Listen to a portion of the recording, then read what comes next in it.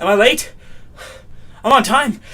Yeah! Hey guys, how's it going? Welcome to another episode of the Ability Almanac. I just got back from the Speed Force because today we're going to be tackling one of my favorite metahumans of all time, the Flash.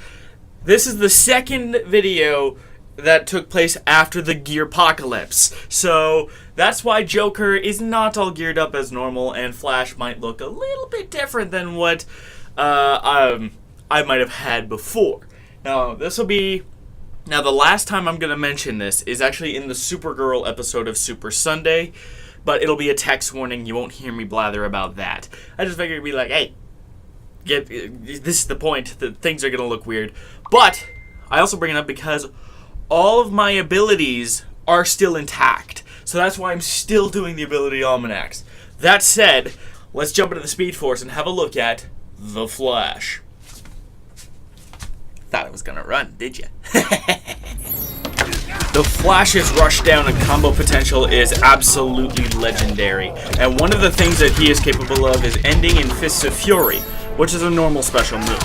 But one alternate option is actually the ability to meter burn the Fists of Fury when it connects in order to extend your combos because it frees up the Flash a little bit faster.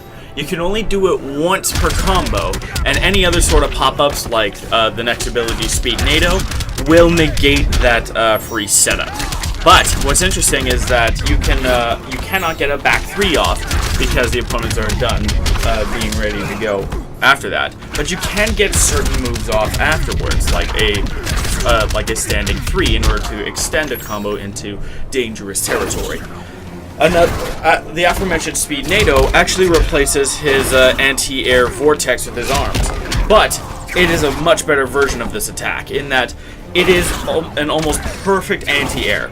Most characters that jump are not going to be able to get over Flash when he does this, and if you can get past its tricky meter burn window, you can actually use it to set up more elaborate combos. Although usually the normal version is enough, as you can just spin for days. Spin like a top. Wait, why isn't the top in this game? Oh, that's right. I think he died in the comics. Well, let's at least admit that this pays homage to the top, and we'll move on to the next loadout. Now, Reverse Flash here has a couple of interesting gear abilities. One of them is a replacement for the quantum tunneling that allows you to phase through things. It's a parry. Now, while it says it'll reflect the damage back, it doesn't 100% reflect the damage back, as you can see when I experiment with the Joker standing 3. It doesn't it does more damage than both of those options. It's a pretty decent way to parry an attack.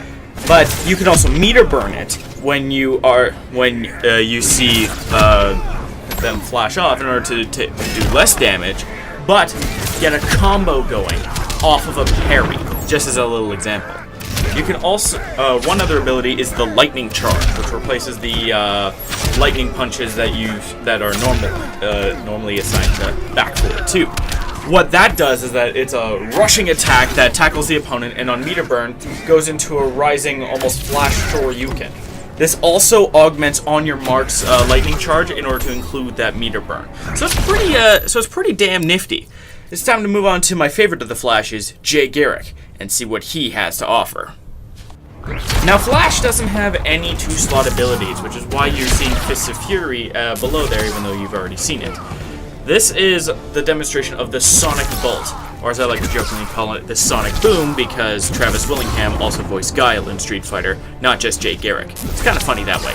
Anyway, this is a projectile that hits high for decent damage, but on meter burn does a lot of damage, and is a mid that knocks down pretty hard, allowing Flash to zoom in. You can also actually, under certain circumstances, combo with the Sonic Bolt because of how quickly it recovers. Under certain circumstances. It ain't easy, but it's pretty neat nevertheless. Time to move on to the next loadout. The final ability on tap today is the Air Spin Out, a sort of aerial dive kick, except Flash twirls downwards like a reverse ballerina. It's an overhead that kind of pops up the opponent, but you're not going to get a lot of utility out of it outside of potentially using it in Speed Force combos. But what's interesting is that in this Speed Force, you get enough air, and then you can just spin on your opponent like a human-sized drill for days. And it's pretty interesting because if you have the input chops, you actually basically have an instant air overhead in order to start your flash combos. Granted, I don't have that input fidelity, but I imagine some of you Flash players are probably going to be looking at this like, oh, I can do all of the broken shit. Now, we're going to move on to frame data and and of course, the super move combo, which does take me a few attempts to try because, I mean, I got the inputs down the first couple of times. It's just that, you know, they missed. I hope you enjoyed this video, and as always, don't forget to be awesome.